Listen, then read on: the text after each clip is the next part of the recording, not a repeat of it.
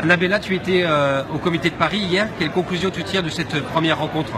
Alors la première conclusion qu'on tire, c'est que les ministres sont réunis pour faire un peu une louange à leur propre travail. Ils se félicitent du progrès, mais en fait ce qu'on voit, c'est qu'il y a des négociations très ardues sur des sujets fondamentaux pour l'accord. Déjà sur l'ambition, ce qu'on voit, c'est que les pays, notamment les pays riches, ne veulent pas mettre de l'argent sur la table, ce qui est clé pour réussir l'ambition à long terme.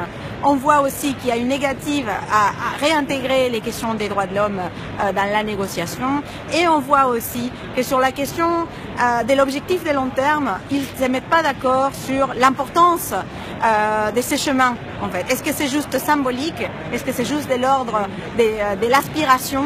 Ou c'est vraiment un objectif contraignant qu'ils vont tous adopter pour leurs actions à venir? Donc, comité de Paris, mitigé. J'ai quand même entendu hier qu'ils étaient tous d'accord sur la différenciation et sur le fait de commencer le travail avant 2020. Tu penses que c'est des paroles en l'air?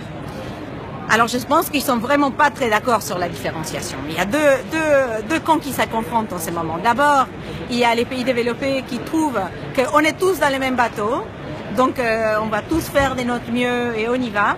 Mais c'est oublier que ces pays développés ont quand même une responsabilité historique dans le changement du climat et aussi une capacité très différente de certains pays en développement. Donc je pense qu'on n'est pas encore sorti de l'auberge quand il s'agit de cette différenciation. Ça va rester un des points clés entre aujourd'hui et demain. Après, évidemment, il y a quand même aussi beaucoup de langues de bois. Oui, on coopère, on travaille, on discute, mais ce qui se passe derrière les portes de cette négociation est beaucoup moins rose.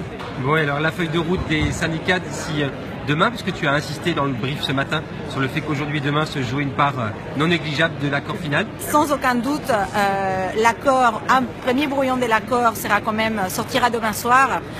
Donc tout ce qui se passera entre aujourd'hui et demain va être clé. Les grosses décisions, en fait, risquent d'être prises d'ici là.